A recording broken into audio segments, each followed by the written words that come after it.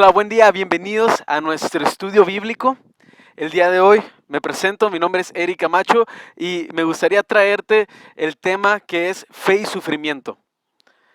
Como hemos estado estudiando de la primera carta de Pedro en el capítulo 1, vamos a enfocarnos en los versículos del 10 al 16.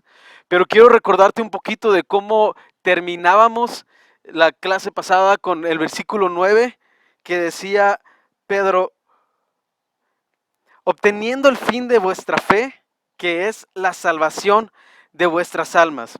Quiero que recordemos un poquito sobre este tema que decía que el fin de nuestra fe o el medio o la meta de nuestra fe es la salvación.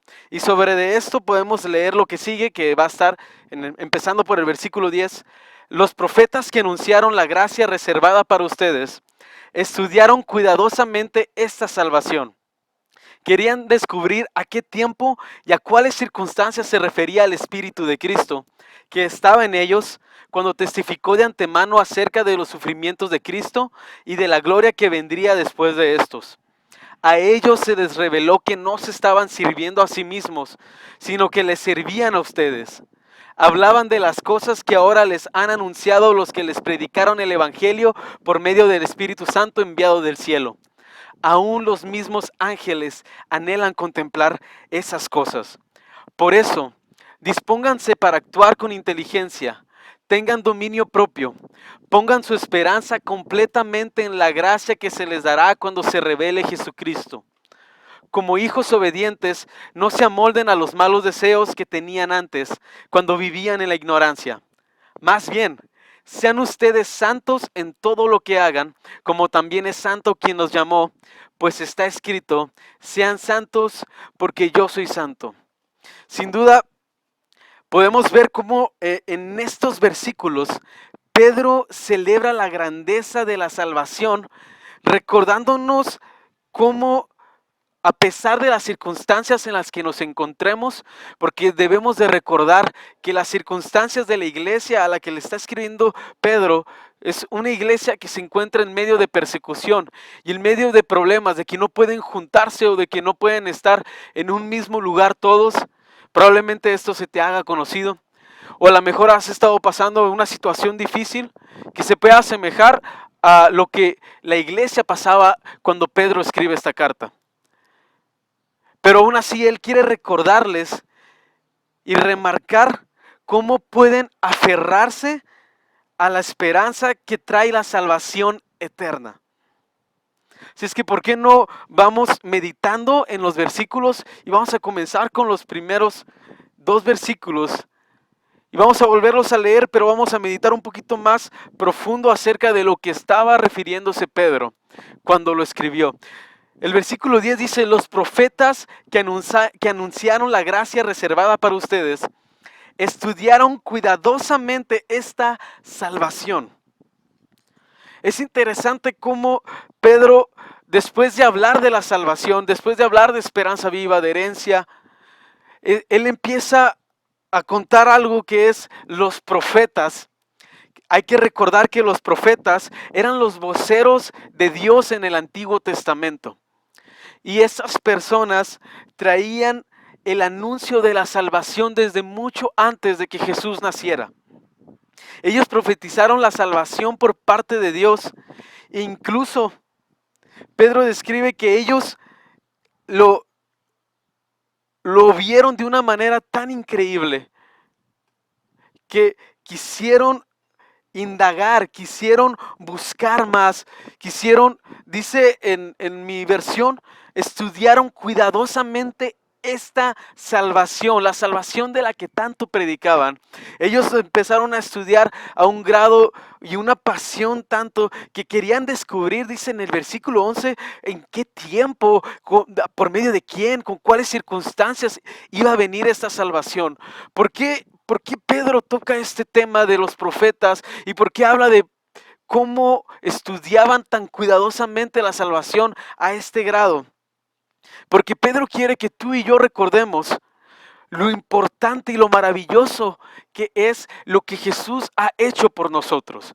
La obra redentora de parte de Dios ha sido tan gloriosa que quiere recordarte a ti y a mí lo importante que es, a tal grado que personas que ni siquiera la pudieron ver, como nosotros hoy podemos experimentarlo, que solamente les tocó hablar y predicar de algo que aún no sucedía, lo vieron de una manera que tuvieron que indagar, que tuvieron que buscar, que tuvieron que leer, que tuvieron que estudiar. A lo mejor a ti te ha pasado algo parecido.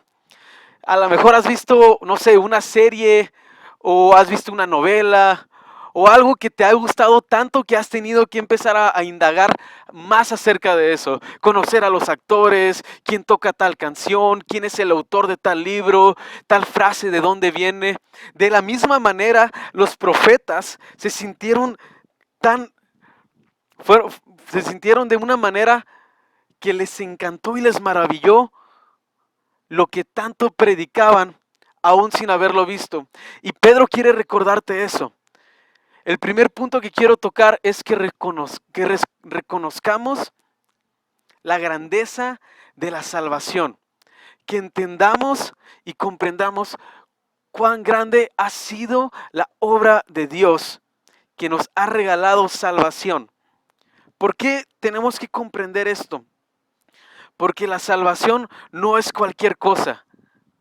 La salvación ha sido el pináculo de la obra de Dios al rescatar al hombre, desde la creación del hombre, desde que el hombre se corrompe y pasa por el pecado, siempre ha sido plan de Dios rescatarnos, perdonarnos y salvarnos para estar juntos con Él. Por eso es que Pedro se le hace muy importante que dedicar estos versículos para recordarnos qué es la salvación y cuán grande es esta obra. Es más, dice, a ellos se les reveló, en el versículo 12 dice, a ellos se les reveló que no se estaban sirviendo a sí mismos, sino que les servían a ustedes. Hablaban de las cosas que ahora les han anunciado los que predicaron el Evangelio por medio del Espíritu Santo, enviado del cielo. Aún los mismos ángeles anhelan contemplar esas cosas.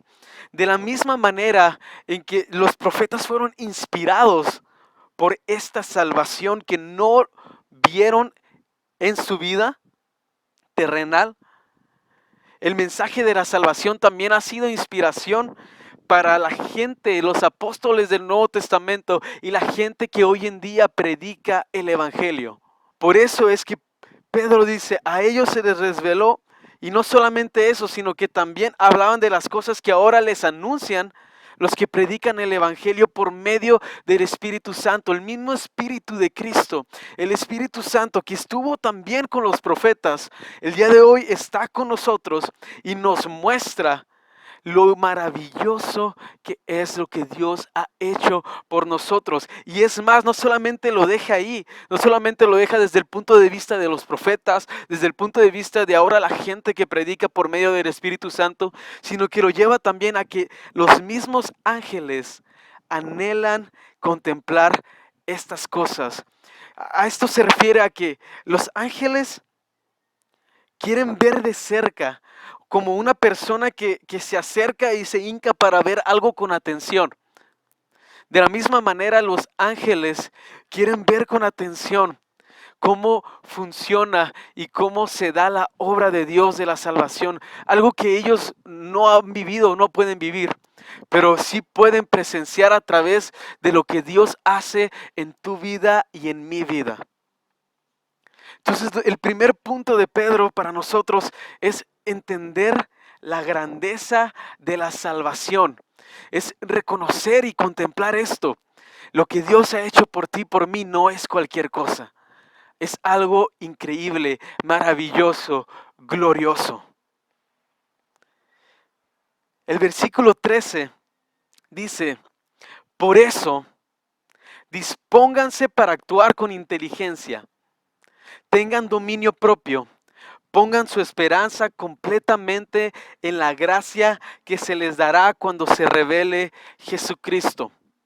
El segundo punto que quiero tocar es respondiendo con esperanza. ¿Por qué respondiendo con esperanza?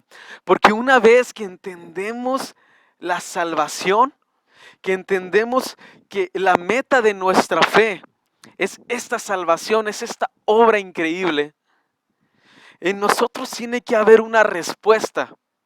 Y por eso Pedro comienza este versículo con esa palabra, con esa frase. Por eso, por la salvación increíble, por esta obra de Dios, lo que debemos hacer es lo siguiente. Pedro nos da tres acciones, tres respuestas que son consecuencia de entender la salvación que nos ha dado. En el versículo 13 vemos primero que dice, dispónganse para actuar con inteligencia. En otra versión dice una frase como, por tanto ceñid los lomos de vuestro entendimiento. Es una frase un poco rara, un poco extraña, pero si la quisiéramos entender, tendríamos que irnos en el contexto de por qué Pedro lo dice de esa manera. Entendamos que el lomo es la parte que está debajo de las costillas y antes de la cadera, arriba de la cintura. Entonces, cuando se ceñía el lomo una persona, en aquellos tiempos, en los tiempos bíblicos, se trataba de acomodarse su túnica para poder caminar de una manera que no le estorbara. Pero también agrega entendimiento. Esto quiere decir que Pedro decía de una manera como analogía o como una reflexión, que de la misma manera que una persona se levantaba y se amarraba su túnica para que no le estorbara al caminar, nosotros debemos de quitar todo estorbo de nuestra mente, todo estorbo de nuestro entendimiento, que debemos de dejar una mente libre de estorbos y confusiones y no demos lugar a que esto nos afecte cuando actuemos para Dios. Es por eso que la Nueva Versión Internacional dice, dispónganse y actuar con inteligencia, porque a eso se refería Pedro, a que estemos dispuestos, no solamente a que queramos, que estemos dispuestos, que estemos en una posición en la que nos amarramos nuestra túnica, pero en este sentido en el que estemos listos para actuar de una manera inteligente. ¿Para qué? Para Dios. Por lo tanto, nuestra primera respuesta es disponer nuestra mente para que nada le estorbe al servir al Señor. El segundo punto que toca Pedro, o la segunda acción es, tengan dominio propio. Esto simplemente habla de que nuestra mente esté libre de confusiones y de otra manera, en otra traducción dice que sea sobrios. La palabra sobrio la has escuchado a lo mejor en otro contexto, que significa una persona que no se ha intoxicado con alguna sustancia y que puede pensar y puede tomar decisiones de una manera racional. Entonces, de esa misma manera nos dice Pedro que tengamos dominio propio, que seamos sobrios, que no intoxiquemos nuestra mente y que la liberemos de las confusiones. Al mismo tiempo que estamos dispuestos a actuar de manera inteligente, no dejemos que vengan cosas o pensamientos que intoxiquen lo que estamos pensando, porque eso nos va a afectar en cómo respondemos hacia Dios. Y por último, que es pongan su esperanza completamente en la gracia que les será revelada por medio de Jesucristo. Aquí Pedro nos está preparando a que con una mente limpia, con una mente sin estorbos y dispuestos para actuar, pongamos toda nuestra esperanza. Y esto es importante porque todo el libro de Pedro habla de esperanza. Y Pedro en ese momento dice, pongan su esperanza completamente. Completamente es sin reservas. No puede quedar a medias. No puedo estar esperando en mi trabajo y al mismo tiempo estar esperando en Dios, en su gracia. No puedo estar esperando en mi familia y al mismo tiempo estar esperando en Dios. Tiene que ser de una manera completa, sin reservas. Y dice Pedro, pongan su esperanza de una manera completa en la gracia que será revelada por medio de Jesucristo. Esta gracia la conocemos y es la salvación que Dios nos ha dado, porque somos salvos por gracia. Es ese regalo que no merecemos. Y si entendemos esto, nuestra esperanza ya no está fundamentada en algo terrenal, no está fundamentada en algo temporal, está fundamentada en algo eterno, que es la salvación que viene por medio de Dios. Así es que algo importante que tomar aquí es, pon tu esperanza completamente en esa salvación que Dios te ha regalado. Y para continuar, los versículos 14, 15 y 16 dicen, como hijos obedientes, no se amolden a los malos deseos que tenían antes, cuando vivían en la ignorancia. Más bien, sean ustedes santos en todo lo que hagan, como también es santo quien los llamó. Pues está escrito, sean santos, porque yo soy santo. El tercer punto es respondiendo con santidad.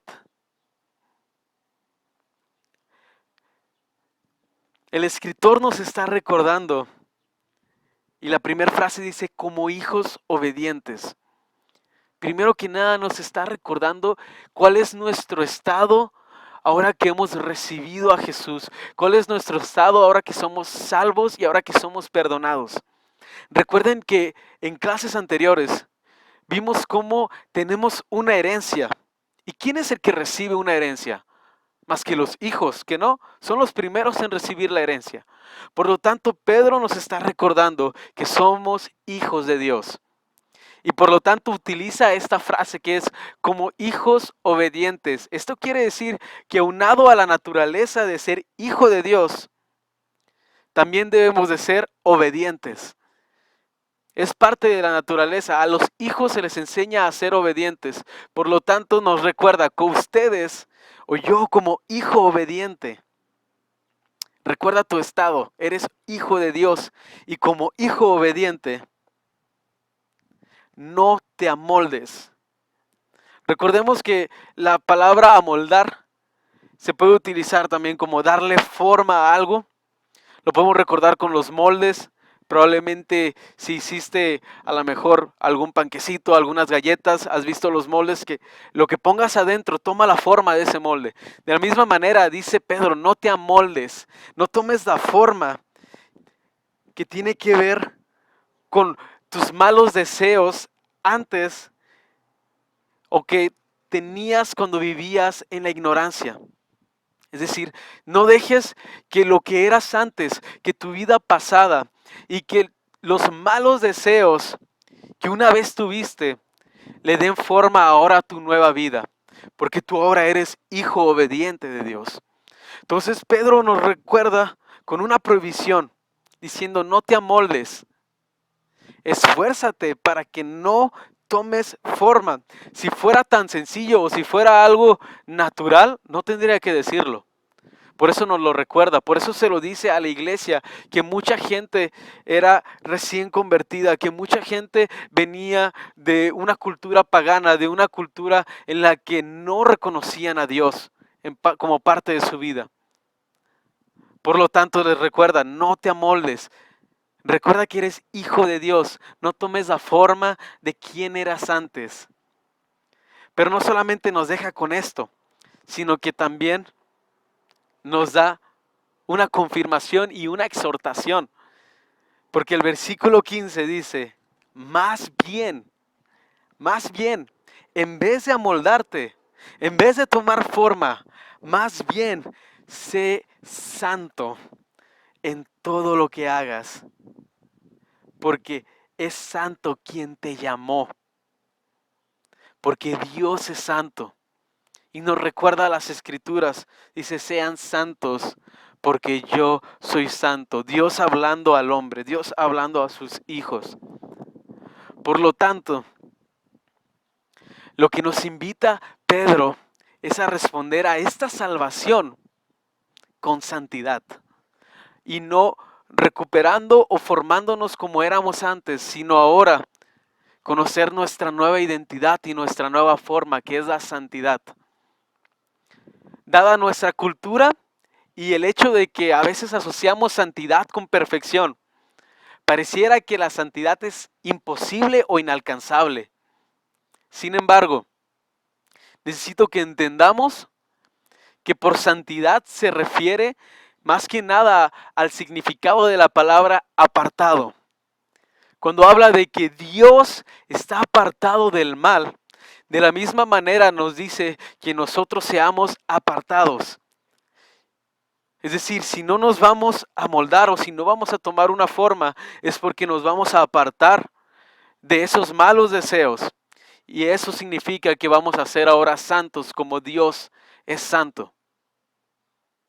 Y recuerda también que la Biblia nos dice que somos santos por medio de Jesucristo, es por medio de su obra. No lo podemos hacer por nuestras fuerzas, ni por más que yo lo quiera y por más que lo desee, no lo voy a lograr. Más que nada va a venir por medio de la obra de Dios, que Jesús nos hace santos. Es entonces que podemos ser santos como Él es santo. Así es que no sientas que es imposible o inalcanzable. Una vez que somos hijos, podemos tener santidad. Nos hemos adentrado en la salvación, que es la meta de nuestra fe. Y nos hemos maravillado de lo que ha hecho Dios por nosotros. Hemos comprendido lo grandioso y lo increíble que es la salvación, al grado de que personas que incluso antes de haberlo visto, lo buscaban, lo estudiaban y esperaban el momento en el que lo iban a por fin vivir y contemplar y experimentar. De la misma manera, hemos visto que en nosotros debe surgir una respuesta a partir de reconocer esta salvación, que nos dice que en medio de los sufrimientos o en medio de la situación en la que estemos, podemos tener esperanza y podemos poner nuestra esperanza completa en esta obra de Dios que es eterna, que es perfecta. Y también fe y sufrimiento nos alienta a vivir en santidad, a responder a esta salvación, al no dejar que seamos como éramos antes, sino permitir que Dios nos vaya transformando día con día y nos haga santos y nos aparte para Él. Así es que quiero dejarte con una pregunta y es, cuando sientes que estás sufriendo por una situación difícil, ¿pones tu esperanza en el regalo de la salvación que te dio Cristo? Jesús te ofrece un regalo tan grande que, como decía, por mucho tiempo ha sido fuente de inspiración de personas, incluso antes de que Jesús viniera a este mundo y muriera por ti y por mí. Si es que si no has experimentado esa esperanza, si no has experimentado esa paz y esa alegría, hoy te quiero invitar a que este es el mejor momento para que decidas seguir a Jesús. Él puede traer perdón a tu vida, Él puede traer salvación a tu vida y Él puede traer esperanza por medio de la fe, en medio de un mundo de sufrimiento. Dios te bendiga.